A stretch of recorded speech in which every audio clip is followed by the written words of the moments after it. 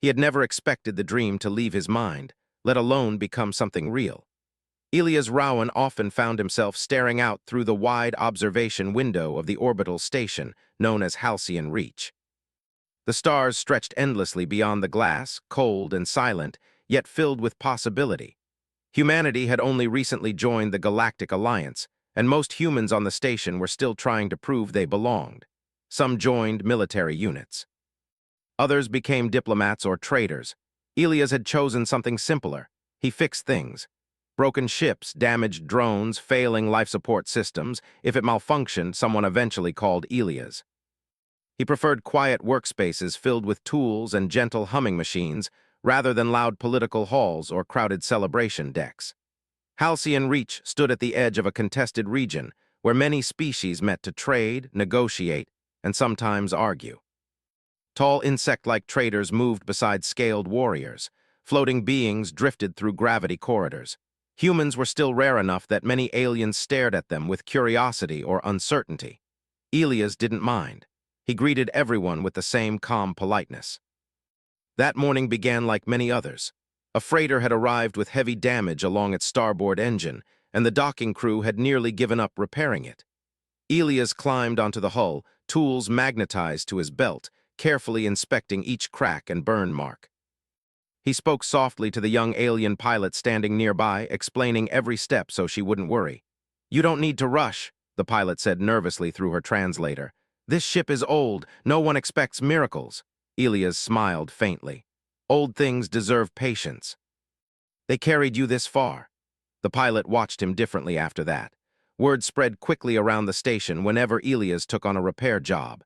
He charged less than most engineers and sometimes refused payment entirely if someone clearly struggled. His coworkers teased him for it, calling him the soft human, but they trusted his skills. What they didn't know was that Elias carried a quiet loneliness. He had grown up on a colony where survival mattered more than dreams. Relationships were brief. Friendships were often interrupted by transfers or accidents. Over time, he learned not to expect too much from life. Still, he allowed himself one foolish thought whenever he stared at the stars. He wondered what it would feel like to belong to someone and have someone belong to him, not as a contract or political alliance, but as a choice. That afternoon, an alert arrived requesting urgent repairs for a diplomatic escort vessel. The request came with high-priority clearance, meaning someone important was involved. Elias wiped grease from his hands and headed toward docking ring 7. The ship waiting there was unlike anything he had seen before. Its hull shimmered with layered metal that changed color depending on the light. Guards stood nearby, tall figures with powerful frames and ceremonial armor. Their posture radiated discipline and danger. Elias slowed his steps slightly. He knew enough about alien cultures to recognize a warrior society when he saw one. One of the guards scanned him briefly before allowing him closer. "You are the engineer assigned?" the translator asked. "Yes," Elias replied calmly. He approached the vessel, already analyzing damage patterns. A precise energy strike had disrupted the ship's navigation array. Whoever attacked them had aimed to disable rather than destroy. As he began working, he sensed someone watching him. He glanced down from the ladder and saw her standing near the edge of the docking platform, Lady Kalira. He knew her name instantly. Everyone on Halcyon Reach did. She was a diplomat from the Virelian people, a species renowned for strength, honor, and strict traditions. Tall and graceful, she carried herself with effortless authority. Her armor was ceremonial yet functional, designed to symbolize both warrior heritage and diplomatic status. Elias returned to his work quickly, unsure how to behave under such attention. He expected her to give orders or criticize his pace. Instead, she simply observed. Minutes passed, then an hour. Finally, she spoke. "You do not rush." Her voice carried a musical tone despite the translator's mechanical edge. Elias hesitated before answering. "If I rush, I miss problems hiding underneath." She nodded slightly, as if considering his words deeply.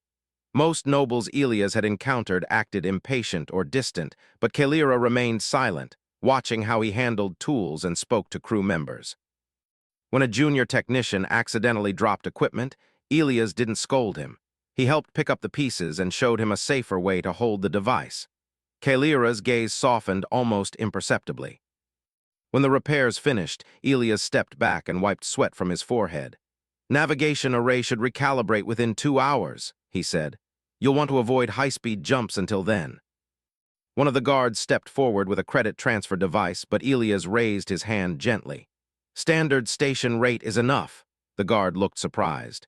"You refuse diplomatic priority compensation?" Elias shrugged slightly. "It wasn't harder work just because the ship belongs to someone important." Kalira studied him for a long moment before turning away without comment. Elias assumed he would never see her again, but rumors began circulating soon after. Someone claimed that Lady Kalira had asked about the human engineer who refused extra payment. Another said she had requested access to station repair records to learn more about him. Elias ignored the gossip, focusing on daily tasks.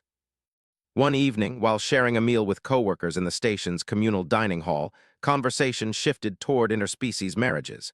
Such unions were rare but increasing as the alliance grew. A loud trader laughed. "Imagine marrying someone like Lady Kalira."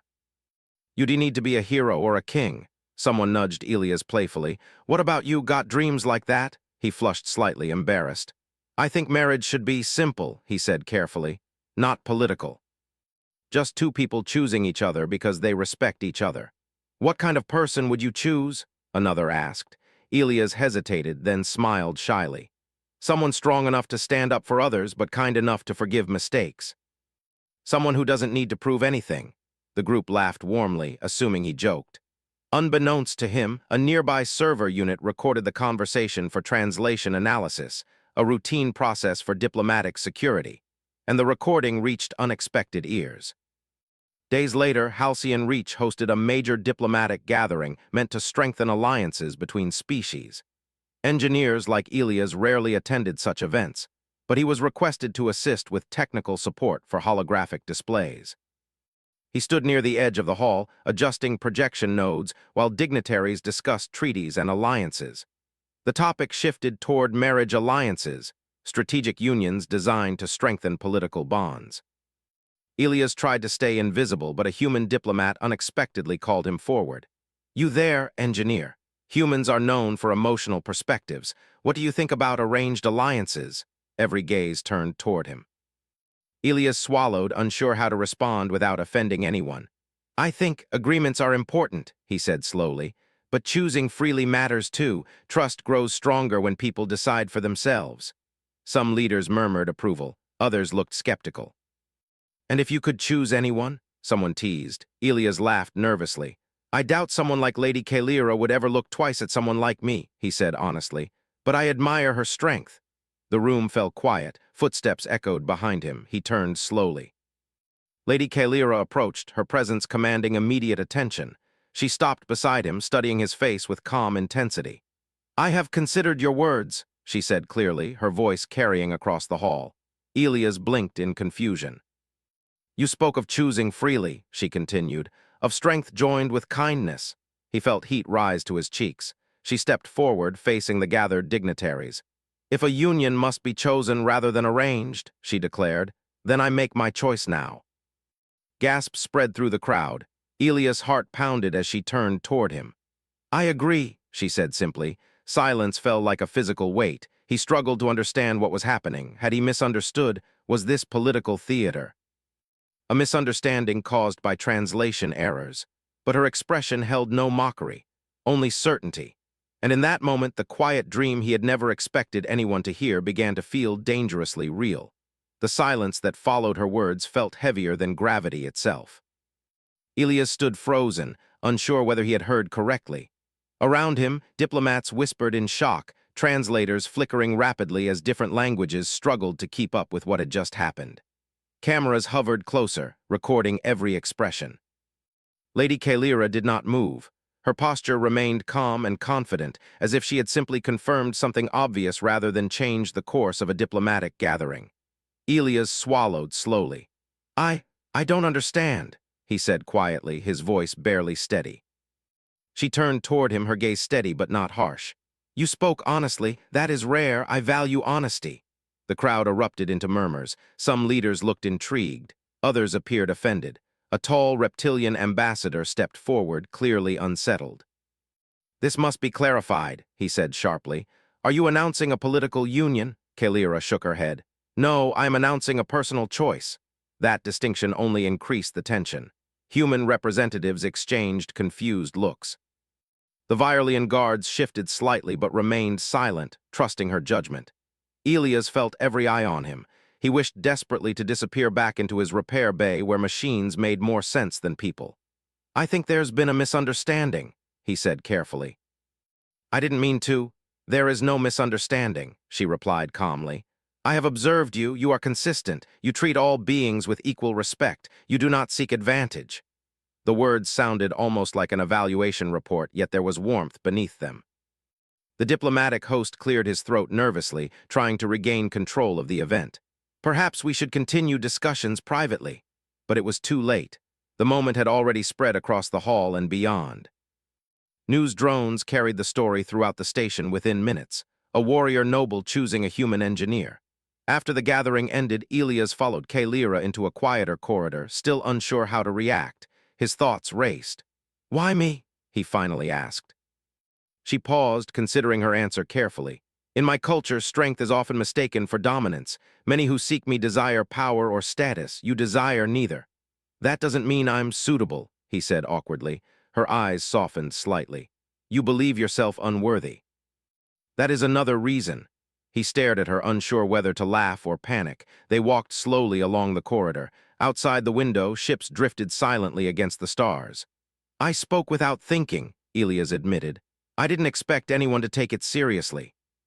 You spoke truth, she corrected gently. Truth deserves response, he hesitated. But this will cause problems for you. It already has, she said simply. Indeed, messages flooded her communication device. Some came from allies asking for confirmation. Others were from critics questioning her judgment. Elias felt a knot tighten in his chest. You don't have to do this, he said quietly. I don't want you to feel trapped. She stopped walking and turned toward him fully. I am not trapped. I stepped forward willingly. Her certainty unsettled him more than anything else. Over the next days, the station transformed into a storm of speculation. News channels debated endlessly. Some commentators praised the decision as a symbol of unity between species. Others mocked it as foolish or politically reckless. Elias returned to work, hoping routine would steady him, but everywhere he went, people stared. Some greeted him with admiration, others with disbelief. A group of young technicians approached him during a break. Is it true? One asked excitedly. You're going to marry a warrior noble? Elias rubbed the back of his neck awkwardly. Nothing is decided yet. Yet the rumors only grew. Meanwhile, Kaelira faced pressure from her own people. Messages arrived demanding explanations. Virelian culture valued strong alliances, and choosing a human outsider challenged long-standing traditions. She met with Elias later in a quiet observation lounge. He noticed faint tension in her posture. You're dealing with backlash, he said. Yes, she replied. Some believe I weaken our image. And what do you think? I think change always appears weak before it becomes strength. Her calm confidence helped ease his anxiety slightly. They began spending more time together, not as political figures, but as two individuals trying to understand each other. She asked about his childhood on a frontier colony. He listened as she described rigorous training and expectations placed upon her from a young age. Despite their differences, they discovered shared values, protecting others, choosing integrity over ambition, and believing that respect should be earned through actions. One evening, she visited his repair bay. Tools lay scattered across work tables, and a half-dismantled drone rested nearby. This is where you feel most comfortable, she observed. Yes, he admitted. Machines are honest. They break when something is wrong. And people hide things. She watched him adjust a delicate component. You do not hide much. I try, he said with a faint smile. Their conversations grew easier over time. He began to see beyond her formal presence, glimpses of humor, curiosity, and quiet vulnerability. She asked endless questions about human traditions, fascinated by how humans formed emotional bonds without strict rituals. For the first time, Elias felt less like an outsider in the galaxy, but not everyone welcomed their connection. During another diplomatic meeting, several nobles confronted Kaelira openly. One warrior stepped forward aggressively. You risk dishonoring your lineage, he declared. Choosing a human mechanic lowers your status. Ilias felt anger rise, but he stayed silent, trusting her to respond. Kalira's voice remained steady. Honor is defined by action, not by species, the warrior scoffed. Humans are untested. Ilias stepped forward before he could stop himself. Maybe we are, he said calmly. But being untested doesn't mean being unworthy. The room fell quiet again. Later, Kalira turned to him privately. You defended yourself without aggression. That was wise. I was terrified, he admitted. She allowed herself a small smile. Courage is not the absence of fear. Their growing bond faced its greatest challenge when an unexpected crisis struck the station. An unidentified vessel appeared at the edge of sensor range. Within minutes, systems began malfunctioning. Communication channels scrambled, navigation arrays glitched. Sabotage. Panic spread as docking bays locked down automatically. Ilias rushed toward the engineering core, coordinating with other technicians to stabilize failing systems. Kalira moved with her guards to protect civilian areas. Despite chaos, Ilias focused intensely. He traced the interference to hidden devices planted along the station's outer hull. Someone had planned this carefully. Without waiting for orders, he suited up and exited through an airlock, maneuvering across the exterior while explosions flickered in the distance. Debris floated around him, and warning alerts filled his helmet display. He ignored fear and worked methodically, disabling one device after another. Inside the station, Kalira watched sensor feeds showing his progress. She felt something unfamiliar, not fear for political consequences, but fear for him. He returned hours later exhausted but alive. Systems stabilized gradually. News spread quickly. A human engineer had saved the station. For many who doubted him, this changed everything. Later, as they stood together watching repair crews restore damaged sections, Kalira spoke quietly. You risked yourself without hesitation. It needed to be done, he said simply. You did not consider your own safety. He shrugged slightly. I thought about everyone else first. She looked at him with deep respect. The galaxy saw a warrior noble choosing a human, but she saw something more, someone who acted with courage not to prove strength, but because helping others felt natural. And slowly, the whispers of doubt surrounding their union began to change into something new. Curiosity, respect, and the growing realization that perhaps humanity's greatest strength was not power but heart. The days after the sabotage changed everything. Halcyon Reach no longer saw Ilias Rowan as just a quiet human engineer. His actions had spread across the Galactic Alliance faster than any diplomatic announcement. Footage of him working alone outside the station while debris floated dangerously around him became a symbol repeated on countless news channels. Some praised him as brave, others called him reckless, but no one ignored him anymore. Ilias himself felt uncomfortable with the attention. He returned to his repair bay as soon as the crisis ended, hoping the noise would fade. Tools and machines felt safer than public praise, yet every corridor he walked through now carried whispers. Some greeted him warmly. Others studied him carefully, as if trying to understand what made humans different. Kalira noticed the change immediately. She watched how he avoided the center of attention, how he smiled politely but stepped away whenever crowds formed. That humility strengthened her belief that she had chosen wisely. The investigation into the sabotage began quickly. Alliance security forces discovered that the attack had been carefully planned to damage trust between species.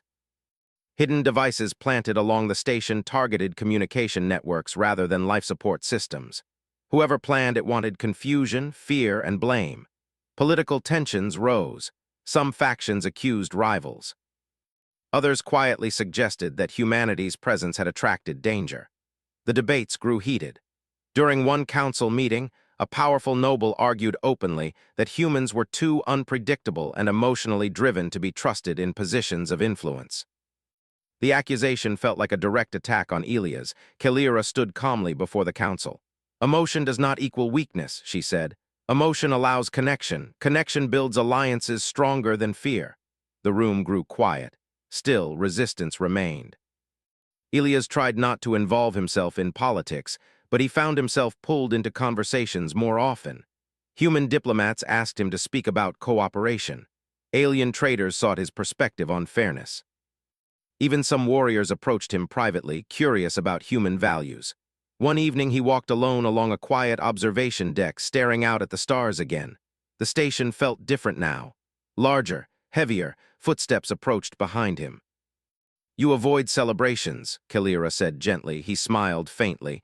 "I don't know how to act when people look at me like I'm important. You are important. I'm just a mechanic. You are more than your profession." He hesitated before answering. "I'm afraid of disappointing everyone." Her gaze softened. "You cannot control how others see you. You can only remain true to yourself." He nodded slowly, comforted by her presence. Their relationship continued to grow in quiet ways. They shared meals away from crowded halls. She learned to appreciate human humor and storytelling. He learned about Viorlian traditions, rituals of trust, symbols of loyalty, and the importance of standing beside one's chosen partner regardless of outside pressure. The planned union ceremony approached gradually, transforming into a symbol larger than either of them expected. For some, it represented unity between species. For others, it challenged ancient traditions. Meanwhile, the sabotage investigation revealed deeper layers. Security teams discovered that a hidden faction within the Alliance feared humanity's growing influence. Humans formed bonds quickly across cultural lines, breaking rigid political structures. That flexibility threatened those who relied on hierarchy and control. Evidence suggested another attack might occur during the upcoming ceremony, when leaders from many worlds would gather in one place. Elias listened carefully during security briefings, offering technical advice rather than strategic commands. He analyzed system vulnerabilities, suggesting ways to protect communication networks without restricting civilian movement. His suggestions impressed many senior officers. "You think differently," one commander observed. "I fix problems," Elias replied simply, "not people." As preparations continued, tension rose across the station. Extra patrols monitored docking bays. Scanners checked incoming ships carefully. Rumors spread that enemies wanted to disrupt the ceremony. Despite the risk, Kalira refused to cancel. "Fear cannot dictate choice," she said. Elias respected her strength, yet worry lingered in his heart. He knew danger might come not only from outside enemies but from political rivals who saw their union as a threat. On the evening before the ceremony, they walked together through a quiet garden dome filled with alien plants glowing softly under artificial starlight. For a moment, the chaos of politics faded. "I still don't understand why you chose me," Elias admitted softly. She stopped beside a flowering tree, its petals drifting slowly through the air. "You listen," she said. "You see individuals instead of titles. You act without needing recognition. Those qualities are rare among my people and among yours." He looked down, unsure how to respond. "I once believed strength meant standing above others," she continued, "but watching you showed me another path, standing beside others." He felt warmth spread through his chest. "And you?" she asked quietly. "Do you regret this path?" He shook his head. "I'm scared sometimes, but I don't regret meeting you." The next day arrived with anticipation. Delegations from dozens of species gathered in the central hall. Holographic banners displayed symbols of unity. Security teams monitored every corner carefully. Elias stood waiting, dressed in simple formal clothing that felt unfamiliar compared to his usual work attire. His hands felt awkward without tools to hold. Kalira entered moments later, wearing ceremonial armor that balanced elegance and strength. The crowd grew silent as she approached. Just as the ceremony began, alarms sounded. Energy fluctuations surged through the station. Lights flickered, communication screens scrambled. Another attack. Security teams moved quickly, but confusion spread among guests. Some feared evacuation would become necessary. Elias felt instincts take over. He rushed toward a control console, analyzing system data rapidly. The attackers had targeted coordination networks again, attempting to isolate groups from one another. "This isn't about destruction," he said urgently to nearby officers. "They want chaos." Kalira stood beside him, ready to defend if necessary. "What do you need?" "Time," he said. He coordinated with engineers across different sectors, creating temporary communication bridges using maintenance channels normally ignored by attackers. Instead of shutting systems down, he kept them running just enough to maintain unity. His approach surprised many commanders who expected aggressive defensive measures. Gradually, order returned. Guests regained contact with their ships. Security teams identified infiltrators trying to manipulate systems remotely. The attack failed. As calm settled, the crowd turned toward Elias again. He felt overwhelmed by their attention. Kalira stepped forward, her voice strong and clear. "Today we witness the reason for my choice," she said. "Humanity's strength lies not in domination, but in connection." She reached out her hand toward Elias.